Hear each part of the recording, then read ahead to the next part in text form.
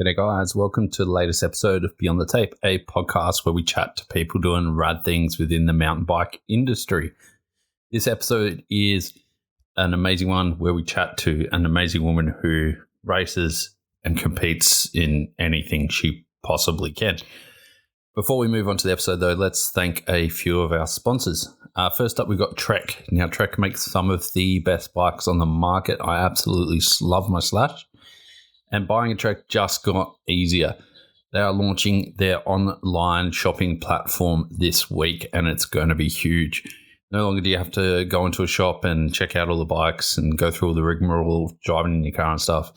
With just a couple of clicks, you can have a new bike on the way and ready to shred very quickly. So make sure you keep an eye on trekbikes.com.au. And you'll be able to get your next Slash, your next session, your next checkpoint, your next rail, your next whatever online, easily, straight to your door. As easy as that. What else could you want? While we're talking about online shopping and spending a bit of money on the screen, head over to franked.com.au and check out their range.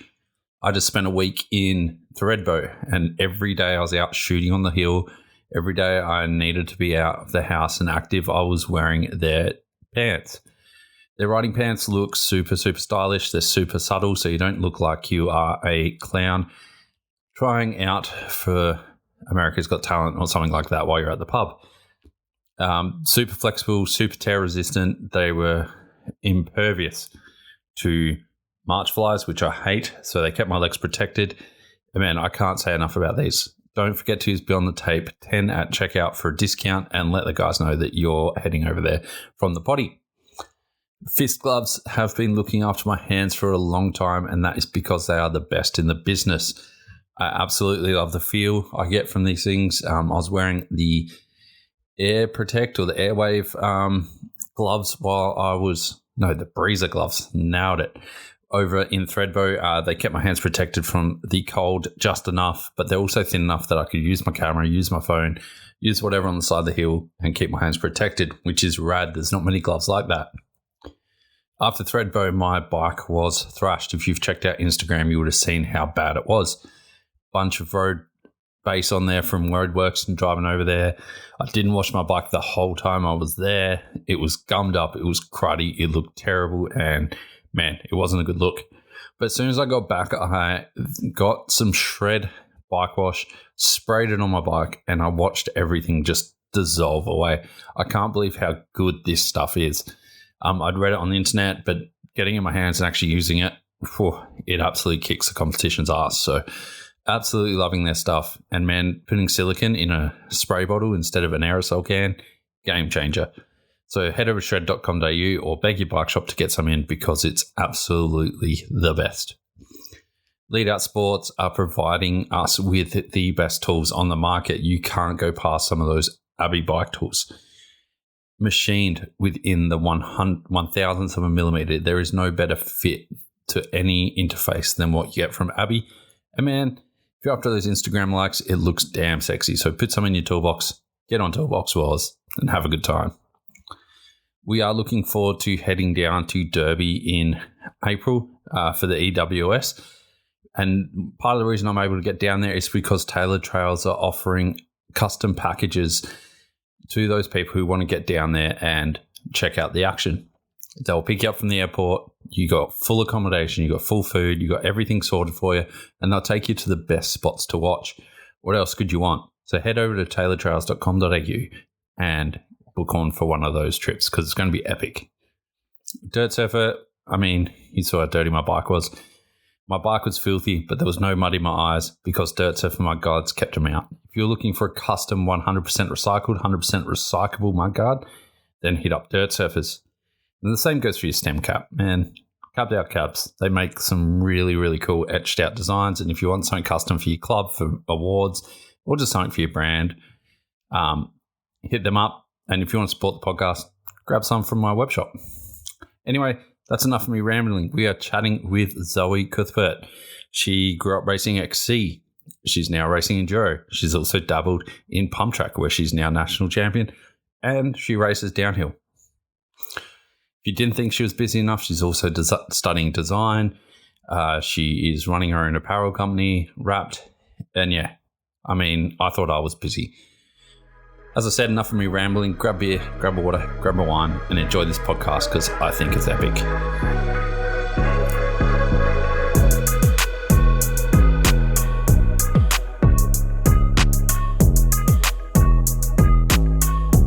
Zoe Cuthbert, I think I'm saying that right. Welcome to the podcast. Thank you. It's good to be here. Is it Cuthbert or is it Cuthbert or what's the best way? The Euros say Cuthbert. I guess I say Cuthbert. I'm not really sure what's correct. Whatever. I think the Euro play is kind of cooler. Yeah, definitely. Yeah. Where's it originally from, the name? No idea. I'm not sure actually. Okay. Yeah. Your parents are born and bred Australian? Yeah, pretty much. Like Australian for as far back as I know. Yeah, sick. Yeah, cool. For those who don't know who you are and why we're talking about your last name, but who are you and what do you kind of do? If you can narrow it down. Yeah. Well, mostly I'm a cross-country racer, but I also do some enduro and, pump track and bike packing and just really all bike disciplines. But I spend half the year in Europe doing World Cups and Enduro World Series and kind of all the other little races I can fit in. And then I guess off the bike, I have a clothing company. I am studying design and I work as a trail builder. So bit of variety. Do you find time to sleep at any point during the day? Yeah, I'm not sure. I think maybe I need to work on that one. Yeah, that I was just looking at your roots and rain results and stuff, and it's your first 5 are crazy. You've got DH national champs, Enduro World Series race, 4 cross race, and a cross country race. You've got to be one of the only people that's kind of doing all that, right? Yeah, I don't know. I think a lot of them kind of help each other. Once you get into one sport, it's you do cross country and then you also end up doing team relay and short track, and you do enduro and then you kind of end up doing a downhill race, and then pump track comes up, and you can't really say no. So I think it's fun. I think it's a good way to do it. It's a good way to train. It's a good way to live your life. 100%. If we wind right back though, how did you get into mountain biking? What attracted you to the sport? So my mum went into a race. I think it was her first race when I was pretty young, and there was a little kids race, and I entered that, and I came dead last. I think my chain fell off, and I immediately was like, "Mum, you need to enter me into the next race." So I did that. It was 10 minutes later. Yeah, and I don't know. I just loved it. I'd done a lot of sports. My family is super outdoorsy, so I'd done a lot of rock climbing and hiking and orienteering. But something about mountain bike riding, I just immediately fell in love with it. I was writing my own training plans at 10 years old. And then, yeah, definitely started cross country based and kind of endurance. And then gradually got more into enduro kind of side of things and into the skills and doing jumps and going, downhill over rocks. Pretty good. I'd almost say that it's about that bigger skill to be able to race cross country because you're doing all the same stuff on a bike that's not designed as well for some of the big stuff. And then your heart rate's at max. Yeah, I'm definitely glad that I went cross country and then started doing enduro instead of trying to do it the other way around. Because I always say that I still think the hardest things I've done have been on a cross country bike in a cross country race. Because often they're technically just as hard. You're going a lot slower, but your heart rate is so high and it's you can hardly hold on. I really don't know how I get down some of the stuff. Yeah, you just got to point your bike and pray. But no, it is good. The enduro skills definitely give me a lot more confidence in cross country. I mean, pointing it straight and praying is a lot easier on a 200mm bike than it is on a 80mm cross country rig. Yeah, I have this theory that because you'll often practice a cross country track and there'll be things that are kind of scary and I'm a little bit worried about.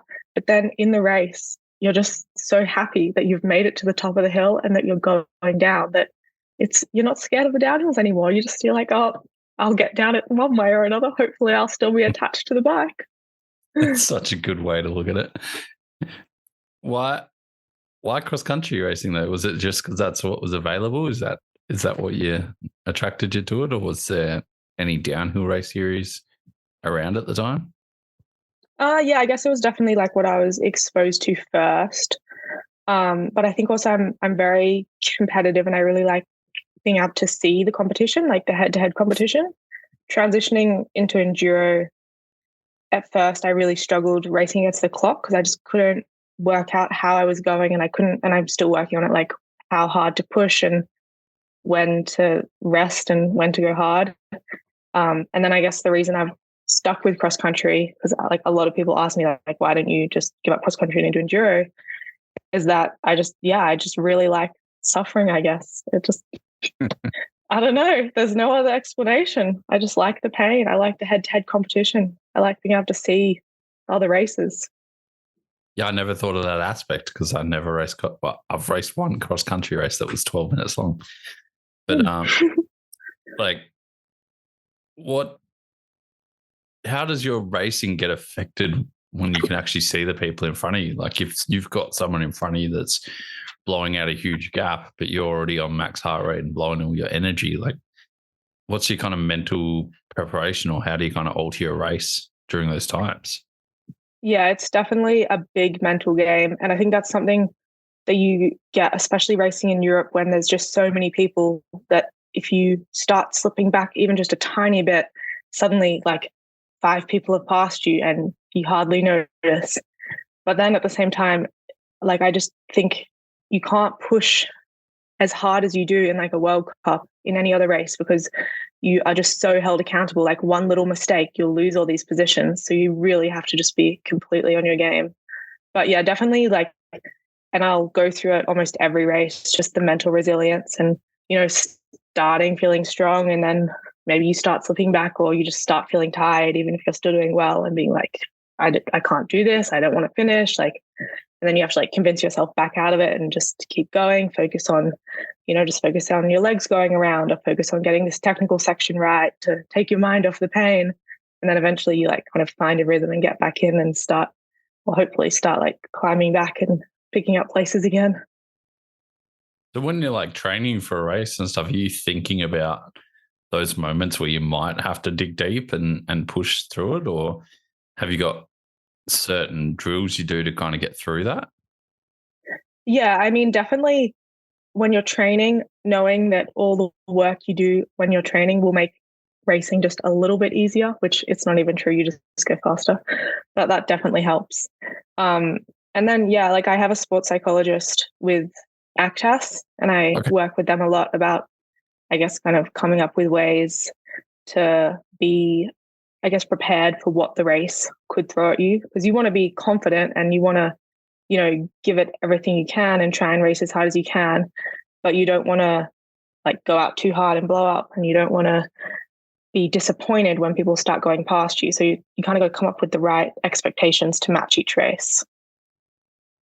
Yeah, 100%. Like, I guess if you're expecting to win, are you always kind of wanting, I guess you always want to win, but are you always expecting not to win? Like, is that a hard game to kind of play as well?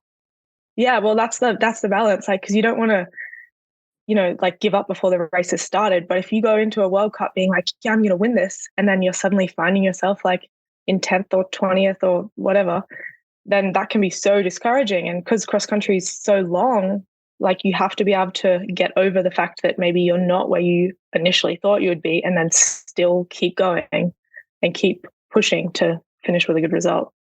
So yeah, I guess it's kind of a balance. Like, you got to be prepared for both. Yeah, and then you got to throw in the possibility of a mechanical as well during the race, which is, I guess, savable in XC, right?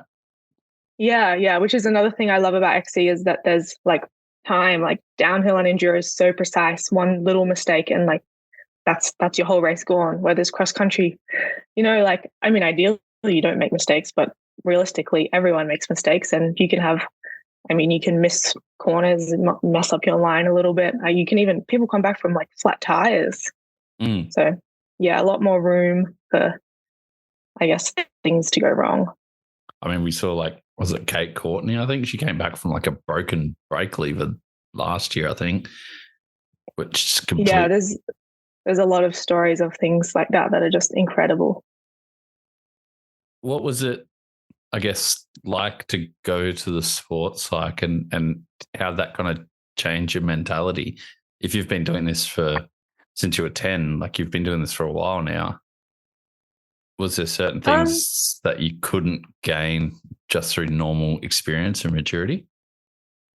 Yeah, I think I am very open to like psychology and improving, I guess, like mental strategies just generally in life. And then it's something that I've talked about a lot with people. Both my parents were athletes. So I guess growing up, especially things around expectations around racing was really openly discussed. And I think that really helped me.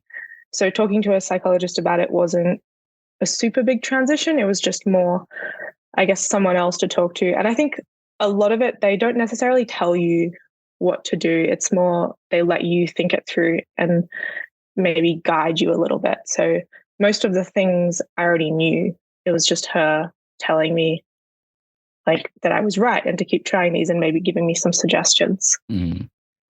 Is it similar to like those training programs you get? Because there's no way that your training program's exactly the same as your competitors. Everything's based around you. So are you trying to find what works for you most of the time?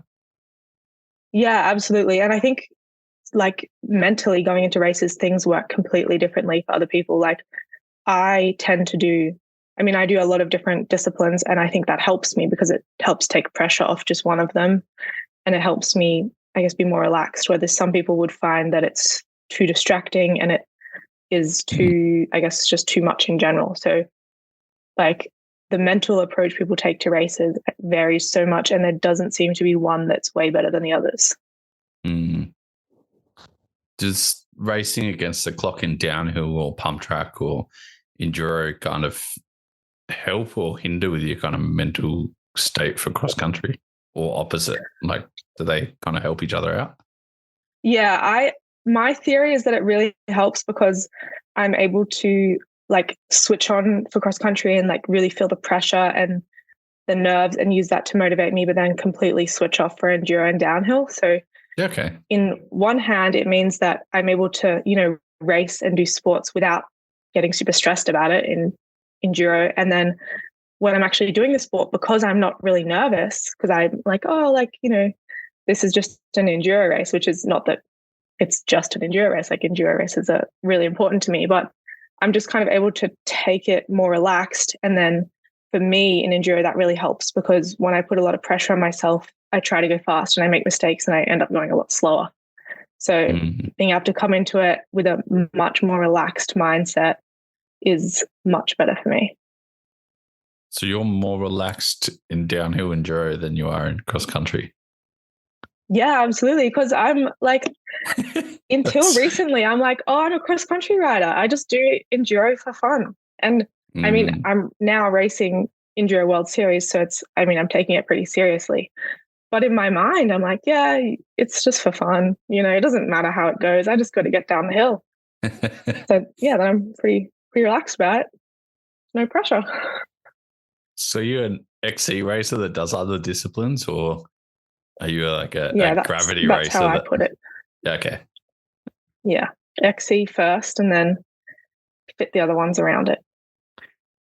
Are you physically training mainly for XC, or do you have to put in that more high intensity power stuff for enduro and downhill as well?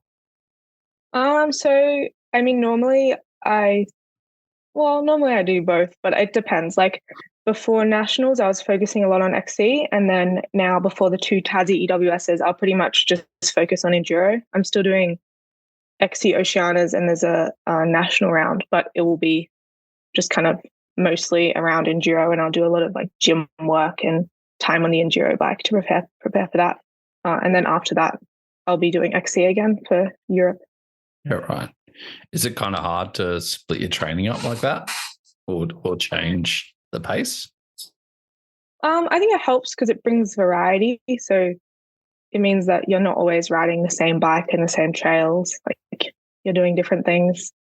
I mean, a lot of cross country riders do it they do road as well, or like cyclocross. I think it's pretty common. But I just race both of them. And I guess XC and enduro is maybe not a super common combination compared to like XC and road. Well, I mean, for those who don't know, like Troy Brosnan's a pretty damn good crit racer. And like watching him on a road bike is phenomenal. And yet he just goes and rips a downhill bike as well. It's pretty cool. Yeah, downhill riders are like often surprisingly good at XC. Like we have a local dirt crits, and often a lot of the downhillers will show up and like do really well, even when they're on their enduro or downhill bikes. Like, yeah, it really makes you shows you just how physical downhill is and just how fit you need to be. No, you just point it down the hill and let it roll, right? Yeah, it's easy to hold on. When like obviously you grew up racing cross country and you've been on these like 80 mil kind of smaller bikes, what was your transition to like a bigger bike like? What were some of the differences? It was weird because I didn't even ride a dual suspension bike for a very long time. Like I was like completely just loving the hardtail life. And then I got on a like enduro bike and it was great, honestly. It was like everything was so soft. I could just roll over bumps. I could like case jumps and it was okay. I stayed on the bike. But yeah, it's actually okay getting on the enduro bike now. But if I ride the enduro bike for like even just a week and then I get back on the cross country bike, it's so weird. I'm like, how do people ride cross country bikes normally? This is so uncomfortable. Are you just rolling into stuff with more speed and with more hope than what you really should be once you've gone back to the XC bike? Yeah, but I actually think it helps because I think I'm a bit more playful on the enduro bike. So then I come onto the cross country bike and I guess I hit things maybe that I shouldn't and I roll into things faster, but I think it is better. Like I mean, I haven't had any incidences yet, but it's more fun. Like I get on a cross country bike and I try and ride it like an enduro bike and it's pretty good. I just, it's do lots of they can handle. Like, yeah, they're great. And so I guess there's a few things I kind of want to touch on in this chat, but you mentioned it before, your parents are racers, but they're not just any kind of racers or athletes, right? Like they're both into some pretty unique sports. Yes. So originally my parents actually met through rock climbing. And my mum was one of the best rock climbers in Australia. She didn't talk about it. Like I knew it as a kid, but I just remember this one moment where I like got this towel out of the cupboard and I was like, Mom, what's this towel from? And she's like, oh yeah, I got it at the X Games. And I was like, sorry, what? Yeah. And then since then, my mom's got really into riding. She actually does enduro and downhill and shreds. And then my dad has done a wide range of sports, including ultra distance running. So running like 175 Ks at once, or he has the record running from Melbourne to Canberra. Yeah, right. Which people will like actually stop me in the street and be like, oh, are you Paul Cuthbert's daughter? I'm like, yeah.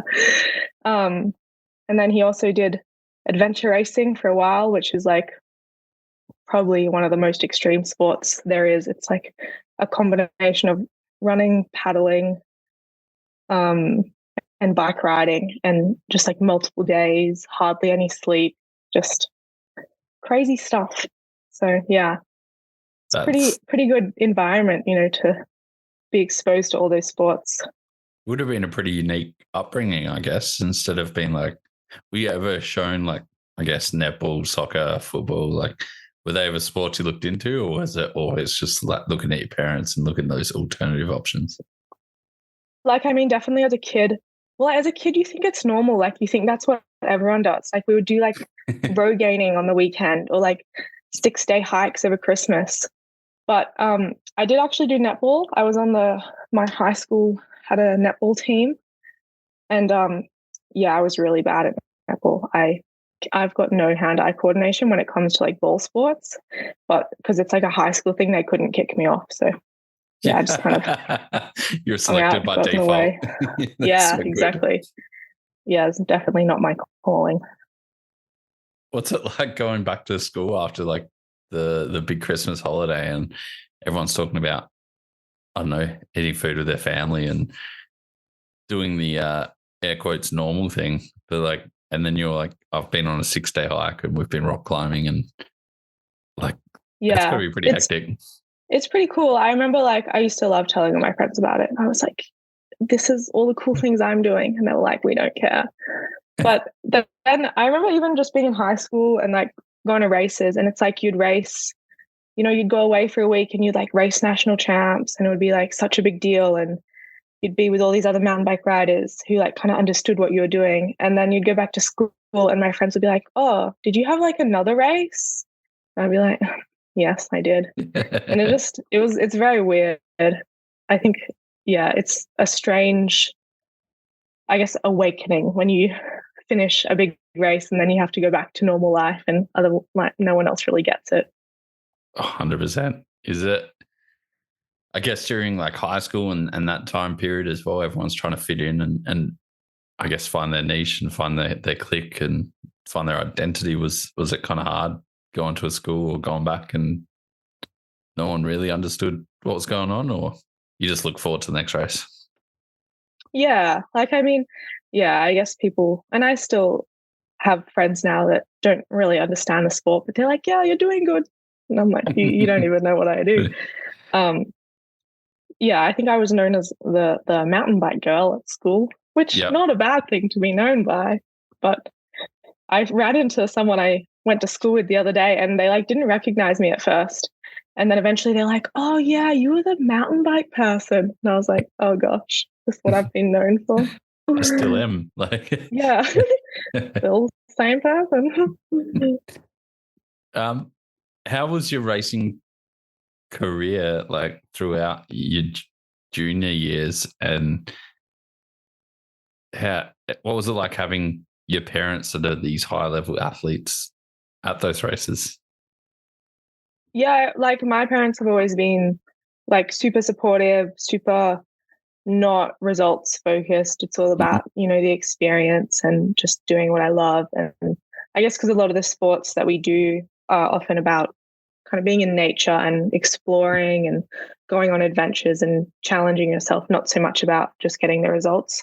So that was definitely the focus. And like the results were really good, obviously. And it's nice to have that measurement of, how you're going. But it was definitely not really a priority. And it was just like, I loved racing and I loved competition, which is why we kept doing it, but absolutely no push at all to do that kind of thing. Yeah, right. So like there's this underlying thing of just trying to push and challenge yourself throughout. Yeah, we're definitely like a pretty competitive family, I guess, as far as it goes. But the competitiveness is not necessarily against other people, it's against yourself. And I remember the whole thing growing up was like, as long as you've tried your hardest and done your best, that's all that matters. It doesn't really matter where you actually came. And I think that's still a really good philosophy to live by, because I mean, you can't do any better than your best. So you may as well be happy with that. 100%. Yeah. Were there ever times you did get like focused on your results and maybe thought that you should be doing better, or? Oh, like, I mean, there's definitely times where I'm, I guess, disappointed with my results where I expected to do better. But normally it's more just like in the moment and you have that initial shock of being like, oh, I thought I'd do better. And then when you actually think it through and you think about maybe the things leading up to the race, or maybe that the other competitors just did, not necessarily that you did bad, they just did better. And I'd say, there's not really that many times I've actually been disappointed and still been disappointed after I've got over that like initial surprise of what went wrong. And I'm not sure if that's just that I'm good at setting expectations and good at knowing where I'm going to come, or if I've just been lucky. I'm sure it will happen one day. I'll have a bad race or a bad season. Everyone has it. It's got to happen. So you're doing pretty well in the Australian series at some point, but what point did you decide to kind of go overseas and give it a go? Because the XC world outside of Australia was huge. Like probably when I did my first race, like I just always, yep. it was, go to Europe. Yeah, people talk about being like, yeah, and then I decided to give Europe a crack. No, I think I told my mom that I was going to represent Australia when I was 6 years old. It was just always what I was going to do. Like I raced my first national round as soon as I was old enough. It was always, as soon as I could go to Worlds, I applied. They had Cairns Worlds. It was the year before I was old enough. And I wanted to go to Cairns Worlds so badly that I was going to take up downhill. And at this point, I'd never even ridden an enduro bike, but I was like, because the downhillers can go a year younger than the cross country riders. And I was like, I'm just going to have to take up this sport so I can go to Cairns. And then I can't remember what race it was, but I watched one of the downhill races and I was like, wow, this is way too scary for me. That's such a good mindset. Just to be stuck on like that you want to go that far, that you want to race for Australia is insane. Yeah. But I mean, I think it's good, know where I want to go, being pretty set in that. Definitely to have that ambition and like that target throughout your training and your racing, like you've got to be striving for that every moment, right? Yeah, like even when I was like in under 15, I remember I used to train and I remember mom asked me once, she's like why are you going and training? Like it's raining outside, it's like horrible. And I was like, because I know that there's some Swiss girl on the other side of the world and she's going and training right now, so I'm going to go and do it too. And I think also that being so aware that the other countries were a lot better at the sport traditionally than Australia was very beneficial, because it made me see that like being good in Australia is obviously a huge achievement, but compared to where the rest of the world's at, there's still like a long way to go. So it's always aiming for the Euro scene, I guess. That's such a good mindset like that knowledge and that position to be in at that age is insane. Like to think about, there's no way at 17 I was doing that. That's for sure. How did you kind of go about getting overseas? Like what was your pathway to getting over to Europe and racing those races? So my first international race was in Japan when I was a junior. So a few of us went over. One of my friends was learning Japanese at school, I think, and he wanted to go over, like he was a rider as well, and he wanted to go over to Japan. And then a bunch of us were like, yeah, we'll come. And Japan's good because there's competition there, but it's not like Europe where it's super competitive. So it's a good way to get points. So yeah, it was a pretty crazy trip because like I wasn't even 18. A lot of us were not. Luckily, I think 2 of us were 18, and you can be 18 and hire a car in Japan. And we went over for it was like less than a week. We were like catching the train through Tokyo with bike bags. It was just it was certainly a way to, learn to travel.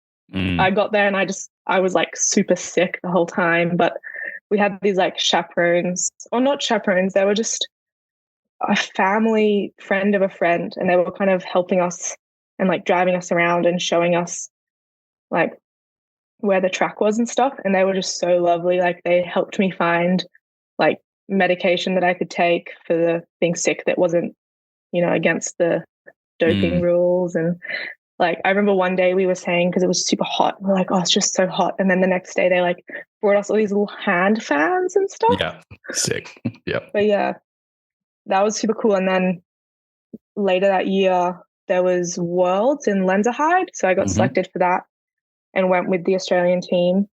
And that was definitely an eye-opening experience. And then the year after that, there was it was MTB at the time, but they sent a like junior development kind of thing to South Africa, and we did a race there. Yeah, right. Yeah, and then later that year was Montsanan Worlds. Sick. So then, yeah, that was cool. And then obviously a few years of nothing because of COVID. And then last year I was gonna go to Europe no matter what. So yeah, I did that myself. And racing in Japan would have been rad. I love riding over there. It's the best. But it's such a cool place. That summer heat never again. That summer heat is brutal. Was it super humid and like just sticky? Yeah. It was just, and they have this drink there. I'm probably going to pronounce it wrong, but it was called like Pocky Sweat or something. Pocari Sweat. But yep. Pocari Sweat. And it was like, it's like an electrolyte drink, but we were just like actually drinking liters of that every day. Mm-hmm. Yeah. It was good. I love that stuff. I bought a liter of it yesterday. It's good. Where did you buy it from? I need some. Oh, we got, I went to our local Asian supermarket and grabbed some. Oh, I'll have to check it out. It's like the only off-the-shelf electrolyte drink that works. Yeah, it's so good. Yeah. I don't know what's in it, but it's good. You need it over there. Mm. And then, so talk us through like your first few couple of Worlds races, because, I mean, you were talking about expectations and setting them and stuff, but you were 20th at Lenzerheide and then 5th at Mont Saint Anne. Like, there's some pretty good results for your first races, you know? Yeah, I was, because Australians go over and we're ranked super highly because we have a lot of points, especially as juniors. Okay. So I was like on the front line, I think at both races, which is a bit scary. But yeah, no, I was very prepared that I could come last. Like, and one thing I actually really loved about going into Worlds and even going into like World Cups this year is that like I have no idea how I could come last or I could win. I wouldn't know. So there's like really no pressure of expectations. I think Lenzerheide was still difficult in like I was very happy with my result. But because you started first, I kind of spent the whole race getting overtaken, which is very discouraging.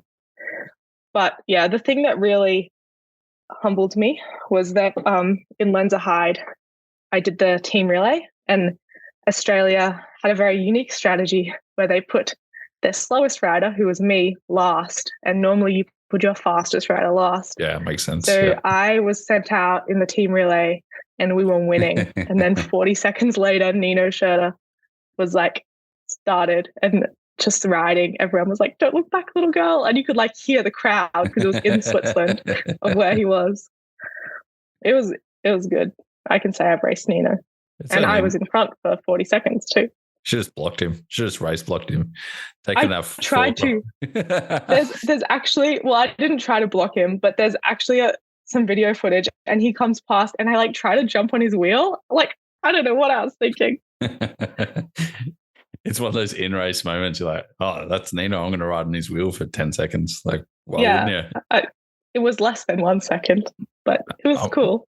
You didn't have to say that. We could have just said 10 seconds and kept going with it. Yeah, I'll take 10 seconds. That's got to be pretty daunting though, having him behind you. And then, like, do you have were you trying not to get starstruck because you're racing? Yeah. Well, even on the start line, I was like, oh my God, this is incredible.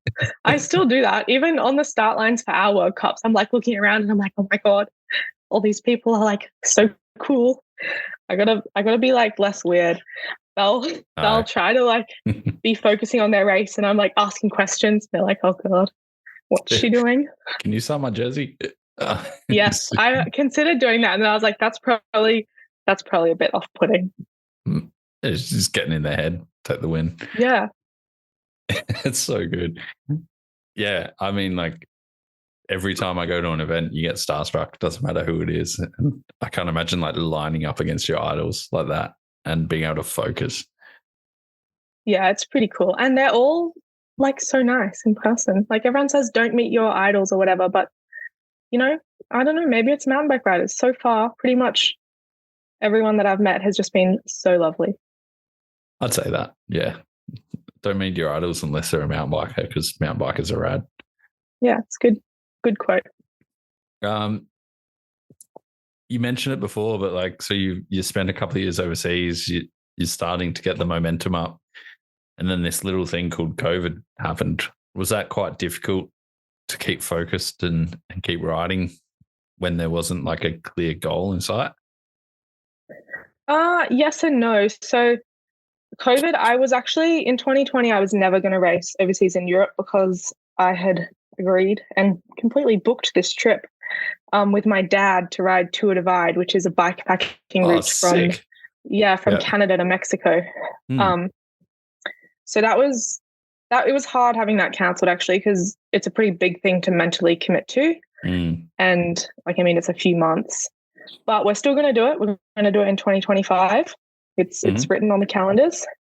But then kind of the good thing about it was I did a lot of new things. So I started going to skate parks right at the start of COVID, and I got a dirt jumper, and then they closed all the skate parks. So I started going to the local dirt jumping spot. And at the time, because everyone had kind of lost their jobs, the people, Harriet Burbridge Smith and a lot of the others, had started rebuilding all the jumps there. So for a while, I got really into the dirt jumping scene, like going and just like digging and riding every day at the park. We like got a bunch of sponsors to get tools. People like donated like this big toolbox and stuff. We got like dirt shipped in. It was pretty awesome. That's right. And yeah, I'm not great at dirt jumping, but COVID definitely helped me with like my jumping skills and just probably general bike skills. So maybe not. It was good for kind of overall development. And then it was good to like have a break from XC and racing in some ways, because then when it did start again, I was pretty fired up. Have you ever been worried about like burning out or being over cross country? Because it seems pretty easy to do. Not really, because if I do get over cross country, I'll just take up enduro or dirt jumping. If I decide I don't want to do it, then that's fine, I won't. But I've never really had a point where I've questioned what I'm doing and questioned doing cross country, apart from every World Cup. But apart from mid race, I've been pretty certain, so I'm not too worried about it. Yeah, I was watching that on socials, like there was Mikey Ross, you guys, and Harriet building all those jumps. It was a Jurassic Park or whatever it was. So was that the park? Yeah, Mad Jurassic Park. Yeah. Pretty good. That looks so good. Yeah. I actually really like the riding in Canberra. Controversial, but I rate it. No, it's pretty good. We have a lot of good illegal stuff as well that I think maybe people from outside of Canberra don't know about. But if you know where all the good spots are, we do have, and a lot of like diversity. Like there's, flow tracks and steep stuff and rocky jank. It's pretty good for everything. Is that when you kind of worked out you like trail building and you got a position at a building company, or were you already doing that beforehand? Yeah, so that's kind of when the trail building company started. And that was super awesome.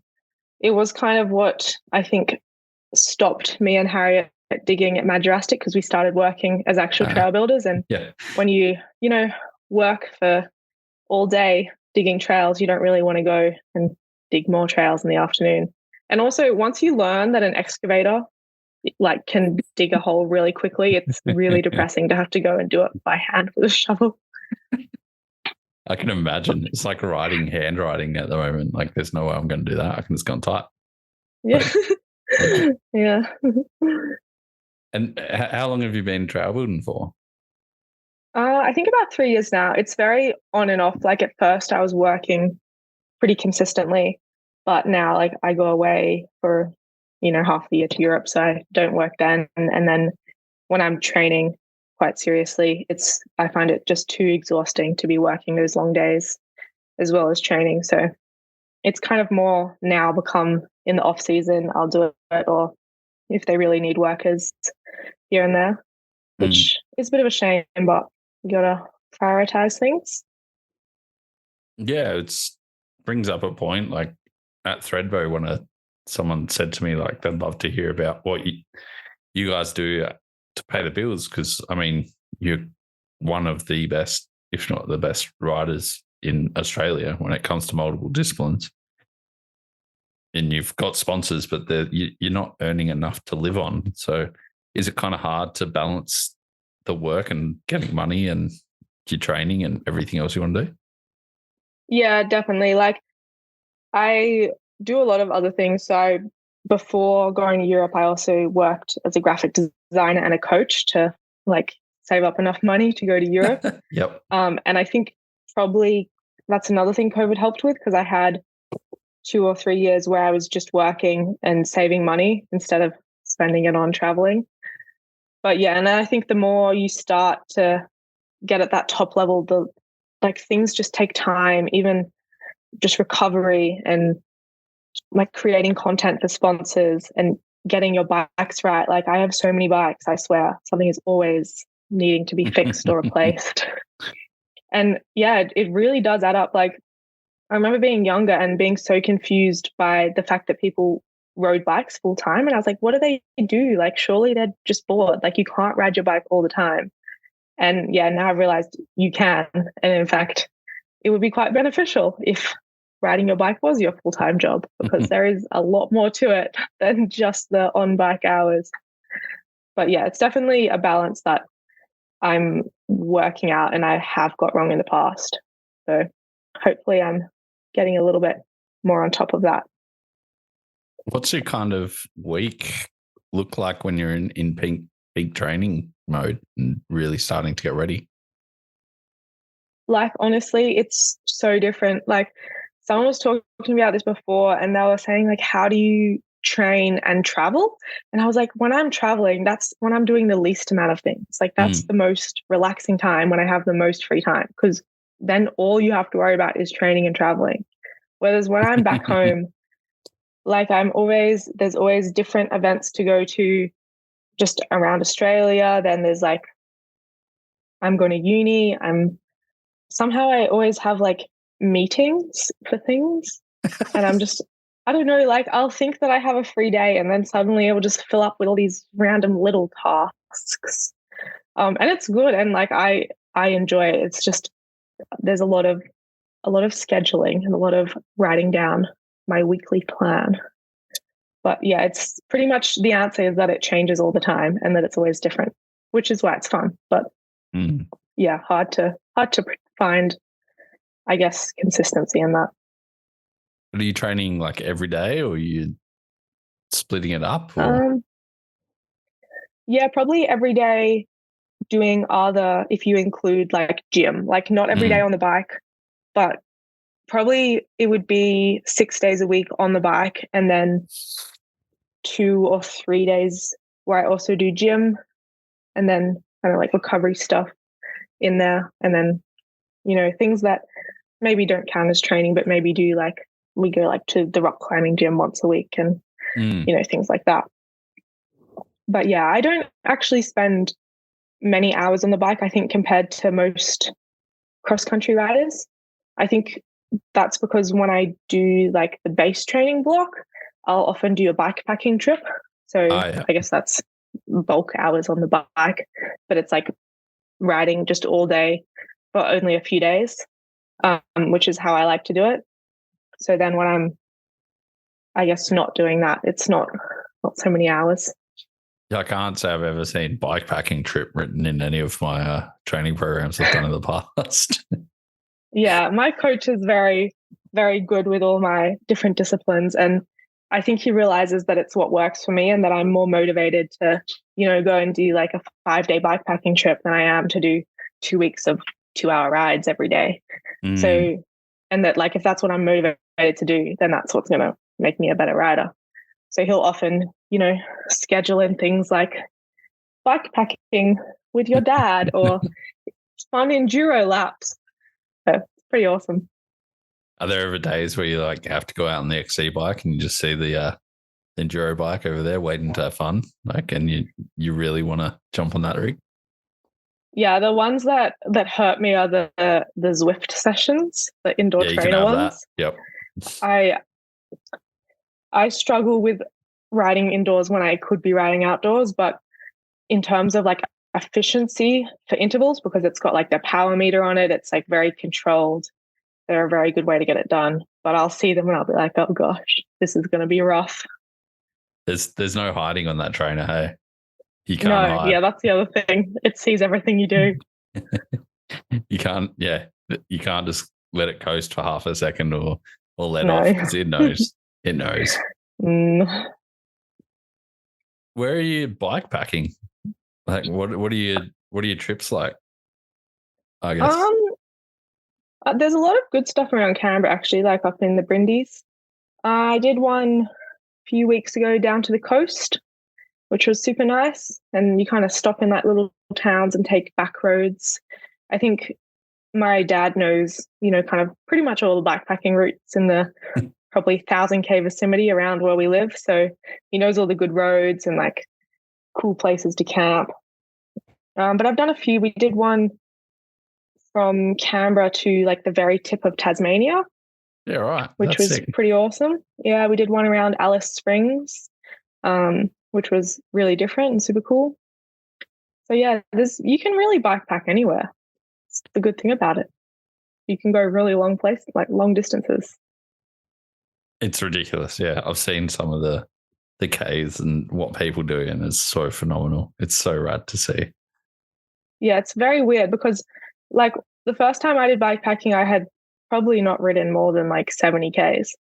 And I think, the first day we did like 160 Ks.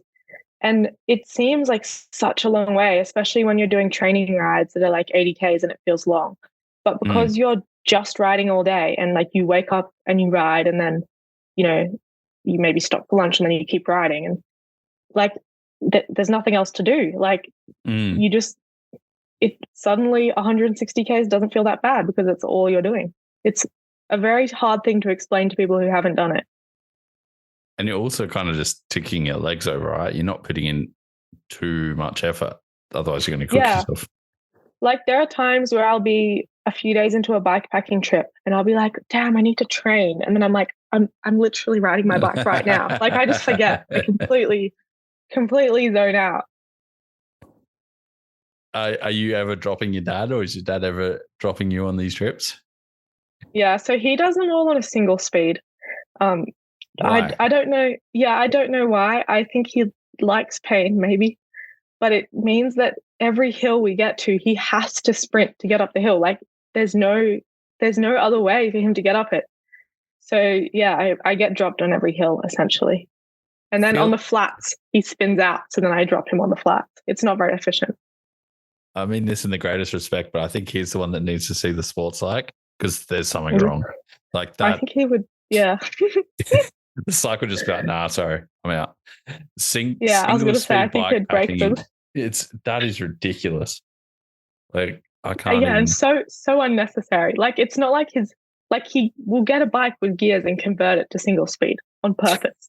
I need to meet your dad. He sounds wild. That's insane. Yeah. Is your mum ever joining you on these trips as well? Or? Yeah, sometimes. Often she'll be the support crew and she'll like come and like meet us at some of the towns. Sometimes we go on bikepacking trips with her, but I think sometimes the bikepacking trips get kind of extreme and there's, less things like perhaps not bringing enough warm clothes and maybe not enough food. And mum doesn't enjoy that, which is fair. I think a normal human would like to have enough food. I'm down. Clothes. Yeah, you can have all that. Yeah, that's insane. I really like the bikepacking world though. Like I like the tech, everything that goes behind it, and just the simplicity of what they're doing. Like it's pretty cool to watch. Yeah, it's like meditating. And it's just the simplest form of bike too. Like it's just a basic bike that does everything. And no fancy anything because fancy stuff breaks. So it's just like the core of cycling, which I find really interesting. Yeah, that's an interesting way to think about it. So you've done your bike packing, you're doing your dirt jumping, you've built up all these skills throughout 2020 and 2021. What was your plans for 2022? Did you have goals or anything? Did you expect the year to go as it did? I mean, I really don't go into races with specific result goals. I think I don't know, it doesn't motivate me. It puts unnecessary pressure on. There's just so much that can happen in an XC race. But yeah, I was going to Europe. I probably would have rode there if I needed to. I was going to do everything I could do to get overseas. Like COVID was good, but I was very ready to go. And honestly, I kind of thought I'd put a lot of expectations on Europe, not around results, but just around, like going and traveling and racing bikes and that lifestyle. And I was kind of worried that I was going to, be a bit disappointed that it wasn't going to be like, I knew things would go wrong, but I was worried that I'd kind of get over there and be wishing that I was home and get homesick. But no, I loved it. Like every moment of it, and I remember thinking, I was like, yeah, like nothing went wrong. It was so perfect. But actually, a lot of things went wrong. Like I missed world champs. Like things went majorly wrong. But you're in Europe racing your bike. You can't complain. It's too awesome. Yeah, well, my experience from Europe is you don't have much memory by the end of most nights anyway. But I'm on a completely different level.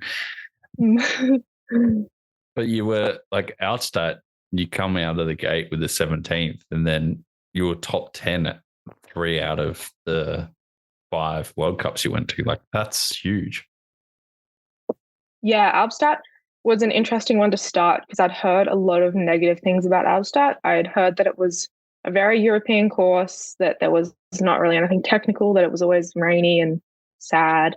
And it was actually okay. We had great weather there.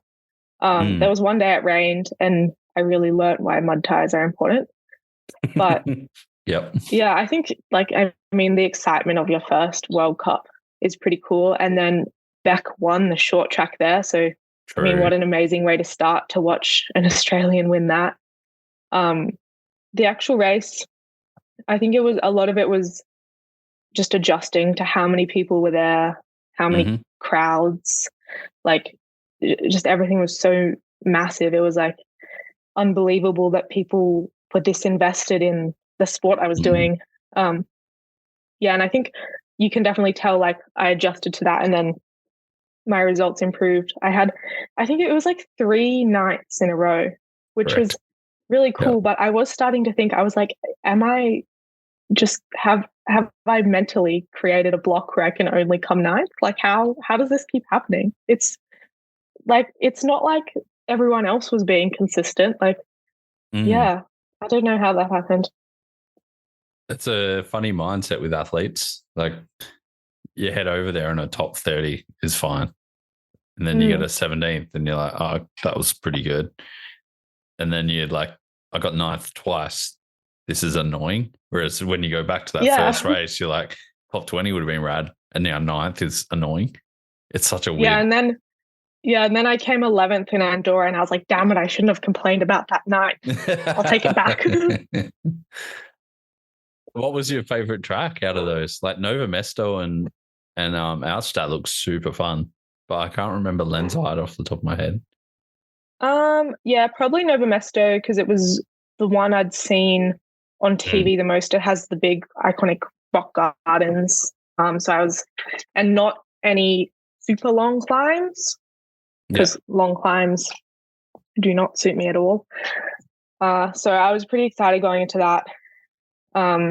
But honestly, I liked all of them. I actually think probably Valli Hoel was one of my favorite races, but I think maybe that was just because it was like, the last race of the season. I really liked the Leger course. I didn't actually end up racing it, but that was one that I didn't really expect to like so much. But yeah, I really liked it. What was the reason you missed Leger? Yeah, I got sick. It was like I think it kind of went around. Some people thought it was something in the water, but 2 nights before the race, I was like throwing up. And it was very weird because I hadn't had any symptoms, and then I just woke up in the middle of the night and I was like, something is very wrong. And then the day before the race, I was just like immobile on the couch. And I was so convinced I was going to race, and everyone was so nice. Like people were like cleaning my bike and like picking up my number. And I was like, I hadn't even eaten anything. I could hardly drink water. I don't know why. I thought I was going to race to the point where I got dressed and started warming up. And then mid warm up, I was like, I'm so dizzy. I can't really see anything. Maybe I shouldn't race, which was definitely the right decision. Just that race diet beforehand.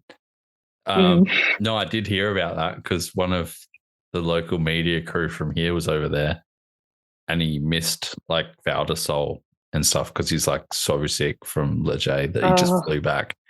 Like I heard there was something real bad getting around there. Yeah, it was kind of random though with who got it because like I was in a house with a lot of other people and I wasn't really doing much to try and isolate because we thought it was something in the water, so we thought it wasn't contagious. And I mean, no one else got it, but there was no link.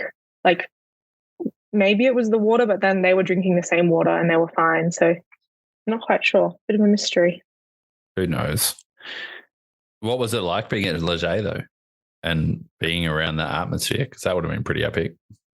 Yeah, it was awesome. Like we'd gone to a French race. It was just like a local French race 2 weeks before that. And I mean, I don't know why I thought it was going to be small, but you think, local French race, maybe there'll be a few people. It was insane. There was a motorbike show. There was like fireworks and thousands of people. And it's not like it was like just in some random tiny ski place. Like you would not go there except before the race. So I kind of was prepared after that. And yeah, it was crazy. Like I think I missed out on a lot of the super exciting action because the day I was super sick was when the downhill was. Oh no. But even just like walking back to where we were staying and seeing how much traffic was lined up, like people were in that traffic jam for like hours and it was like 2Ks down the road that was when they had to get out. But yeah, it was a good environment. Like all the World Cups are just crazy. I can't imagine being at like a European XC World Cup because it absolutely demolishes downhill when it comes to viewers and everything for Red Bull for Red Bull last year. I think it was like almost 2 or 3 times bigger on Red Bull TV than it is for downhill.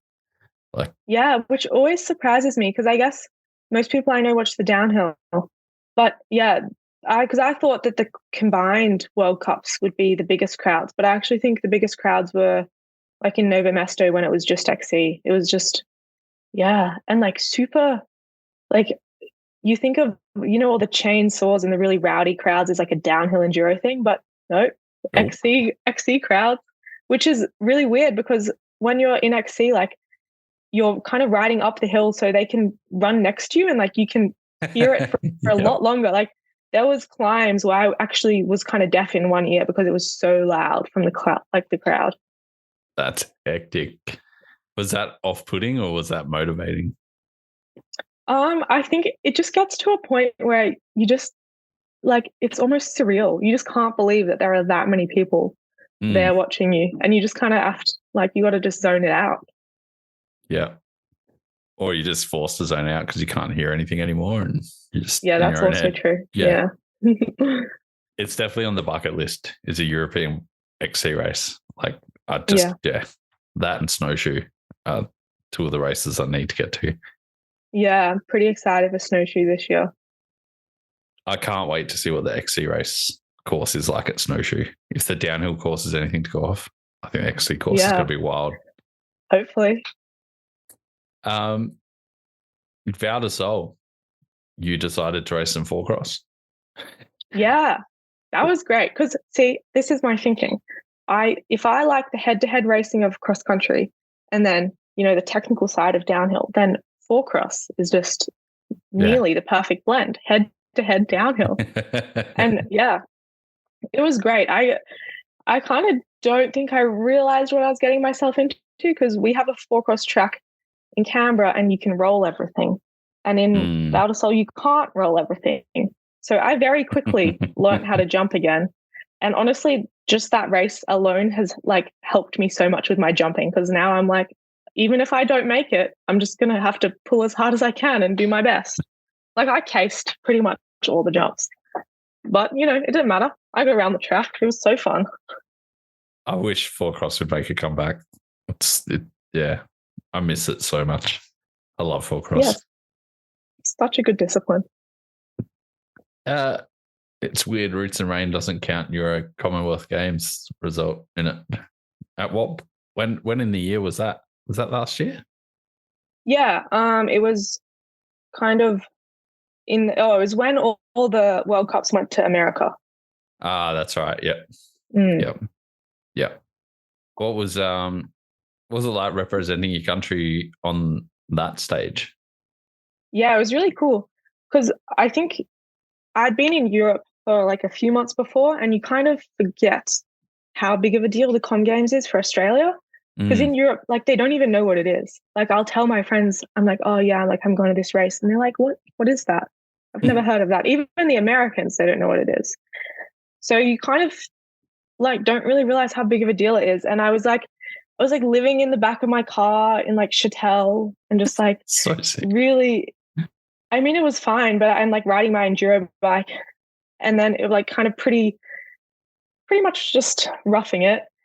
And then I like get on a plane, and you get there and suddenly everything is taken care of. Like they take you like immediately from the airport, and like you go into the village, and there's like the thing that really got me at first was there was free food everywhere. And I was like, oh my God, I can just get food whenever I like, and it's free and it's cooked. And then like just the support was ridiculous. Like even the amount of clothes that they gave us, I was like, this is incredible. Like what am I going to do with all these clothes? And then like there was like massages and physio and people driving you around, and yeah, it was pretty awesome. It was definitely a shock. Like the first day I had to like just lock myself in the room, and I couldn't look at everything because I was like, this is too much. This is too overwhelming. We just like, stop giving me clothes. They won't fit in my car back in Europe. Like, well, yeah, we had to send stuff back. I was like, yeah, I was pretty much by the end of it, I was like giving it away. yeah. Because I was like, surely other people, want some Commonwealth Games merch. Because you can't, it's not like you can just wear it every day. It's weird. Yeah. Just wear your medal every day. Yeah. So you end up with a second there? Yeah, that was another thing that was kind of unexpected because, well, I didn't know going into it. I didn't want to know I knew who else was in it, but I didn't want to know how I was supposed to compare to them. Like, I guess when I first heard that I was going to Com Games, I just was like, I just don't want to come last, And then I think I knew that my coach and mum had kind of looked at the times because they're all elite riders, so it's not super obvious, but they'd like kind of looked at lap times, and they'd looked at who was on form, and a lot of athletes had chosen to go to the America races, so they looked at who was there, and I knew that they kind of had an idea of how I would go. And then finally, maybe the day before, I was like, okay, tell me, like, what do you think is going to happen? And they were like, okay, there's 4 of you that we think are going to be fast. And the other 3 probably don't really know about you, and they probably don't think that you're going to be a threat. And I mean, at the time, Evie was like the world champion. So she was, like I was pretty aware of her. That was even just lining up next to her was incredible. But yeah, and then you kind of go in and you're like, okay, so if I can just beat one person, I'll get a medal. And the thing with the don't medal, it's not really like the difference between medaling and not medaling is a big deal. In that like they have like medal tallies, and I'm not really sure why. I guess it's like the top 3 seems to be a much bigger deal than like in a World Cup, like a top 5 is like a podium. So yeah, so then going in, I knew that, and we developed a pretty like set plan of what was going to happen. Normally I just kind of start a race and see how it goes. But because there was such a small number of people racing, and I could kind of predict, like I knew Evie, she was obviously the favorite. It was a home race. Like she was going to go from the start and try and win it. And I knew that if I had just tried to stick with her, I probably would have burnt out and dropped off. So we made like a very specific plan where I was going to like sit in, and the nature of the course was that drafting and following people was quite beneficial. Yeah, and then I did that, and honestly, so much help from the other Australians. So the boys raced first, which was really unusual, but it meant that they were on the sidelines and they were like yelling at me. They're like, don't go, just patience. Yeah. And I mean, it worked. There's definitely a point mid-race where it really looks like I'm going to drop off the back. Yeah. And I think that scared a lot of people. And that wasn't on purpose. Like I was kind of like, oh, maybe this is it. But no, managed to make a comeback, and yeah, I think I'm still in shock about that result, honestly. It's crazy. What's it like seeing that medal? Like, do you have it hanging up on a wall or something like that? No, it's just, well, the other weird thing was, so you send all your stuff back in a box, but I didn't really want to send my medal back. So I just kind of had it like in my backpack for like a few months, and I'd kind of forget it's there, and you'd like go through airport security and I'd be like, oh, better take this one out. So, and then I was like, we were doing some coloring, and then I'd like use the box to like trace circles. Like it just became, you don't have that much stuff with you. So I kind of got used to it. But no, it's still in a box somewhere. Just going through security and you beep, oh, sorry, that's just my medal, and you pull it out of your top right. Like that's what you mean by you forgot it was there. Yeah. Yeah. So that was like, I can't even remember when that was, but was that between Valli Hoel and Valli Hoel? Or was it after? Yeah. Okay. Yeah. Was that hard to kind of go from that one race wins everything kind of vibe at the Commonwealth Games back to the World Cup scene, or was it pretty chill?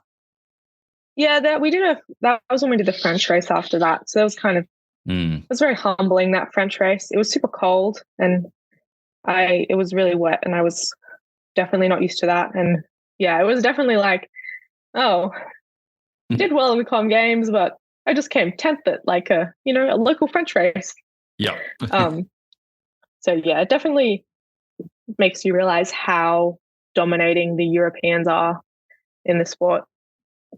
But yeah, I actually didn't really realize how big of a deal the Commonwealth Games was until I got back to Australia. Because again, you're in Europe and people don't care. And then you got back to Australia, and like in my mind, like Valli Hoel, coming 8th in Valli Hoel was like my biggest result. But people didn't even know about that. They were just still talking about the Com Games. Like the local cashier would be like, yeah, I watched you on TV. Because that's the other thing, is I forgot that everyone could just see it. Because they could actually watch it. Don't have to solve the Da Vinci Code to be able to watch it. Yeah, you just press Channel 7. Yeah, that's pretty rad to have that recognition as a mountain biker these days is so good. And yeah, it's cool. It's definitely weird because you're kind of like, but this isn't even the best one. Like this isn't even the most competitive, but it's just the most shown. And you finished off your year of cross country strong with that 8th, as you mentioned, in Valli Hoel. Like you came. Yeah, I was pretty with good results and strong. Well, I missed Leger the week before, so the moment I knew I wasn't racing in Leger, I was like, okay, Valli Hoel is going to be my best result this season. And like everyone else, they were kind of over racing. They wanted to go home. I was like, nope, this is going to be it. So I was pretty fired up. What kind of confidence does that give you coming into this year? Honestly, I'm back where I was last year, and that I have no idea because, so I'm top year under 23s now. So there will have been some people that have moved up to elite, but then there are like young girls that have come through that are faster. Yeah. It will definitely be a shock going over if I drop back out of the top 10, and there'll definitely be an adjustment that I'll have to make around expectations there. So I guess I do have more expectations, but yeah, I don't know. I'll have to see. I'm trying not really to think about it, I guess. And just I'll train as hard as I can now, and I'll do my best preparation, and then I'll find out when I start racing. And then I have the whole season to, try and improve that result or hold it if it's good. Any more EWS races on the horizon? Yeah, I just entered them. I'm doing all of them except for Leo Gang, apparently. Because Leo Gang clashes with the XC. Yeah, so if you look at the when Red Bull and Discovery posts like the mountain bike world's calendar, I'm doing every race, which is a little bit scary to think about. And I mean, maybe I'll change my mind and be like, nah, we're just doing cross country. But yeah, at the moment, it's going to be a big calendar. That is crazy. How many races is that? A lot. Yeah, there's like a 5-week block where it's an EWS or a World Cup every weekend. But the thing is, like, I was looking because I'll do all the XC World Cups, and then I was like, oh, I'll just like do a few EWSs. And then I was like, oh, I'm definitely going to do the Tassie ones. Then I was like, oh, I'm not going to, like, I have to bring my enduro back to Europe. Like, I'll be sad otherwise. Like last year, I didn't bring it, and then I ended up buying one in Europe. So otherwise, I don't want to have to buy another one. So I have to bring it over. So it's going to be there. And then I was like, oh, like, you know, like Luenderville, like I really loved that. I definitely want to do that one. And then, you know, I really want to go to Finale. That looks awesome. And then like Val d'Aosta, like I've already ridden there. So like I already know the tracks really. So I mean, I got to do that one too. And then I found out that the one in like Leger and Morzine, the XC finishes a few days before the enduro starts. And like Morzine's so awesome. Like I really need to do that one. And then that's all of them. So apart from Beggining. So yeah, we'll see. So for like Finale, yeah, you've got 5 weeks where there's pretty much racing every week. So you're not? Are you doing Leo game? Is that the one you skip? No, because that clashes. And there's also, then I found out there's also XCC racing for under 23s now. So that's even more. But that's good because I love XCC. So in 5 days, you've got 1, 2, 3, 4, 5, 6, 7, 8 races in like 5 weeks. Yeah. In June. That's insane. June will be fun. But I mean, the thing is that I mean, I can't weight them evenly. So I have to be like the XC worlds are big. And then the enduro races there, I'll train through them. Like I won't do any like resting before them really. I'll just treat them as a big training day. Yeah. And yeah, I mean, there's definitely a risk that I'll crash and injure myself, but like there's a risk in everything. There's a risk in doing that training. There's a risk in riding on the road and getting hit by a car. So yeah, it happens. We'll see. Yeah. Let's talk about Cannonball because that seemed like a good training event for this style for what you've got coming up in the year. What was it? 13 days, 11 races? Yes, it was going to be 12, and then they cancelled one actually. But yeah, I was thinking about this because I didn't really realize. Like, I knew it was going to be a lot of races, but I just kind of agreed to. I was like, yeah, I'll do this stage race, and then I'll do nationals, and I'll do Cannonball. Like, I didn't really think what that would mean. And then I kind of got halfway through, and I was like, wow, this is actually quite a lot of racing. I haven't had a rest day in quite a long time. Yeah, so 13 days, 11 races. You got 9 podiums in 6 different disciplines, and 5 of them were national champs races. Yes. 1 national title, and then a national champ silver medal you got 4 of. And you rode 3 bikes. Yeah, I'm pretty good at coming second. Second and 9th. Yeah. My lucky numbers.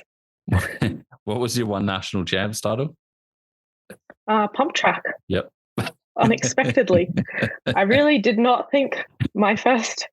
It's funny because I was writing down, like life goals, because that's something that I do with, I was doing this like workshop, and I was like, it would be pretty cool to have, like an elite national champs title. But I was kind of imagining, like in a few years, like it was like a pretty big deal. And then a few days later, I was like, wow, I just got one in pump track. Did not see that coming. And I'd actually been doing a lot of riding on the pump track. I'd like told my coach, I was like, can you schedule in some pump track training? Because I just thought it was going to be, a good, useful skill. But this was a very, very good side effect of that came about. It was so good. That's so funny. And you did all right in the downhill as well, if I remember correct. You went okay. Yeah, that was definitely just getting down the hill. I love that track though. I mean, I rode it in practice and I thought I was going to be super scared of it, but I love all the new work they've done. I think there are a lot of gaps that I absolutely cannot hit, but there's a lot of like little ones at the bottom that I can do. And I always get surprised when I can do jumps on a downhill track. So I felt pretty cool. It was a really fun track. I really liked that track. Yeah. This year was really good. I would really like just riding it for fun. I would definitely be keen on that. Yeah. But then to have fun on it, you got to ride it fast. So, yeah. What was the XC race like? That looked pretty hectic. Yeah, it was a very old school course. Like it had a big climb in it. It wasn't very technical. So on paper, not what suits me. But it was kind of good because normally what I do is I try to chase Beck and I try to stick with her as long as possible. And then inevitably she decides that she's bored of me following her and attacks, and I get dropped and spend the rest of the race looking over my shoulder trying not to get caught. And I was determined not to do that this time. I was like, I'm going to pace myself. I'm very bad at pacing myself. But I did. And I never thought I'd say this, but I actually had a lot of fun, like just not being like completely in the red the whole time. I was able to like have fun on the downhills, try and get some little XC gaps, and then obviously it was really hard. But yeah, I actually did enjoy that race quite a lot. And then you back it up by coming into Cannonball and you've got Flow or Mountain and all that type of stuff. Did you race all of those as well? Yeah. Yeah, I love them. But it's like, I just can't not do it. It's too fun. I don't want to miss out. Good training. That's what I say. How'd you feel at the end of the week though? Surely you were pretty cooked.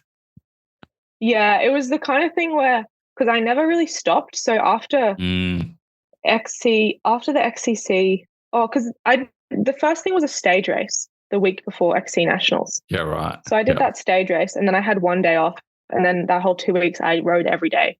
And I guess you just you don't have time to be tired. Like you're just prolonging it. And near the end of Cannonball, I could definitely start to feel, I was like, ooh, this isn't too good. But I was like getting through. And then on Sunday, like it hit me like a wall.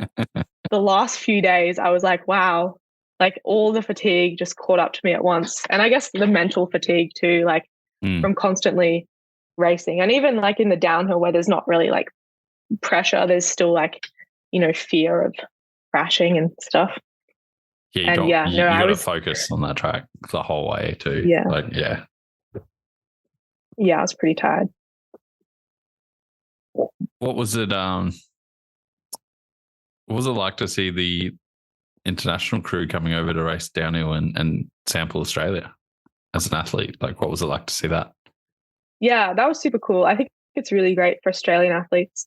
I was definitely kind of like, yeah, of course, the first downhill race I do is this one with all these, world champions and things.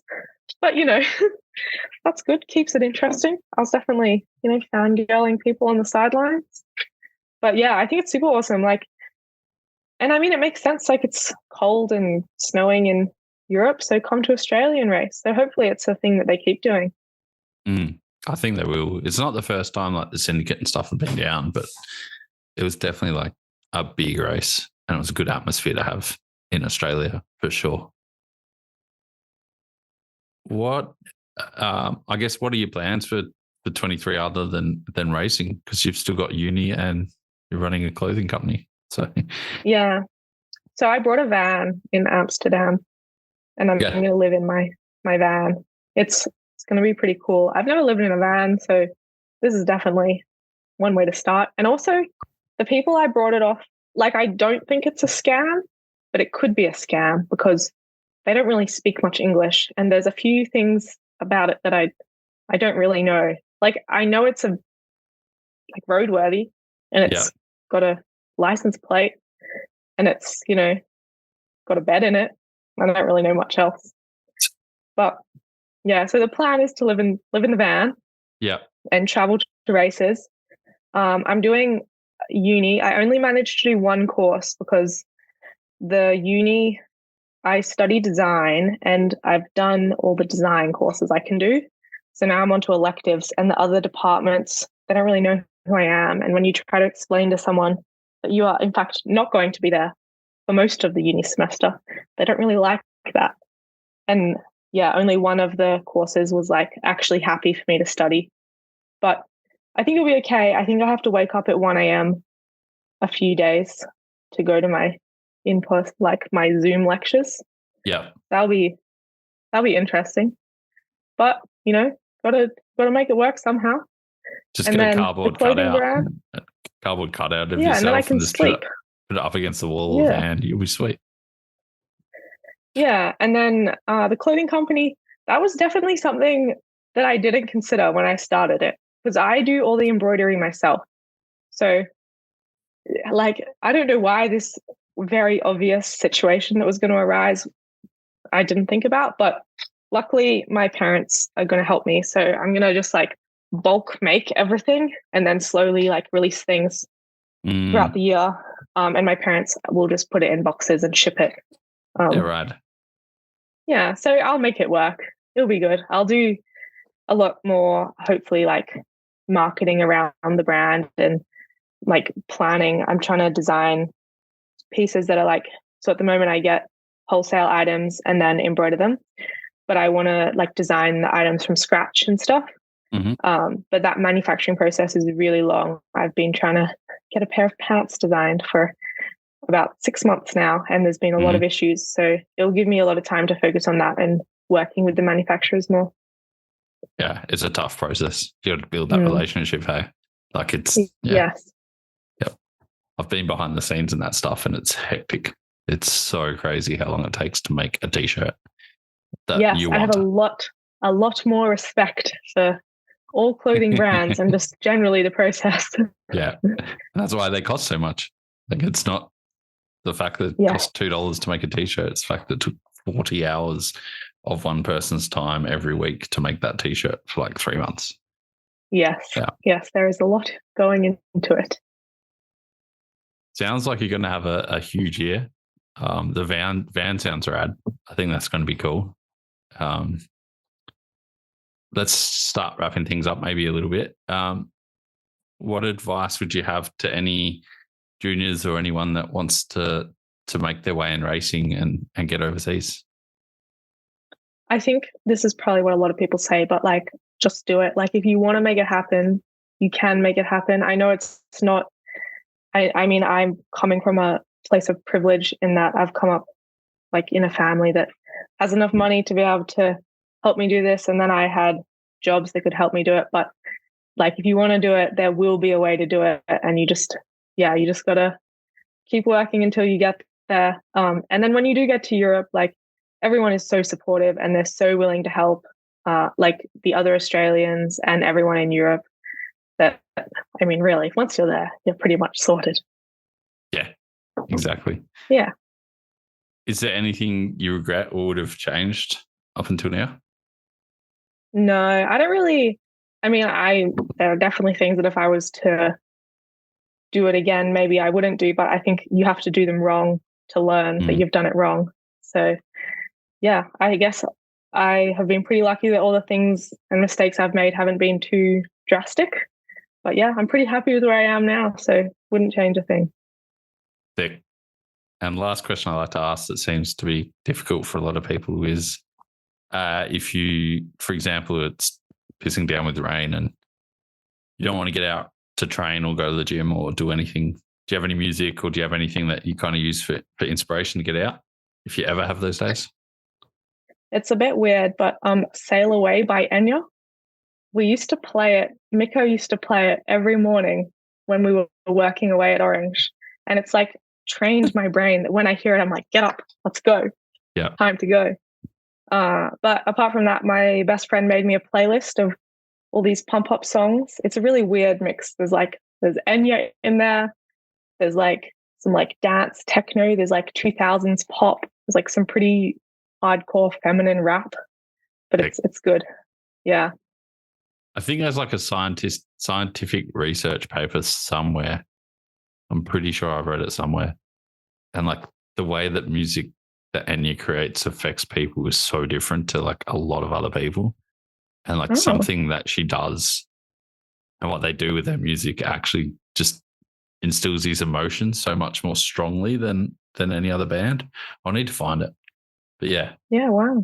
100% get where you're coming from. It's a guilty pleasure that everyone should have and not be guilty about it. Yeah. But even hearing that, just imagining that song now in my head, I'm like, ooh, getting a bit nervous. Go for a ride. Yeah. Rad, is there anything you'd like to add to that? Or do you think we've covered everything? Yeah, no, I think that's all. Perfect. Well, yeah, thanks so much for coming on. I've been waiting to kind of have this one recorded once I knew a bit more about you and saw where things were going. But I'm so keen to see how you go for 2023, and yeah, it's going to be a good year for her. Yeah, awesome. Thanks for having me. Big fan of the podcast. That's all right. I'll see you at the next event, I reckon, whatever that is. See you there. Perfect. Thanks so much, Zoe. We'll speak again soon. Yeah. Bye. Bye. There we go, guys. That was the latest episode with Zoe. I hope you got some great information out of that. I thought it was an epic episode.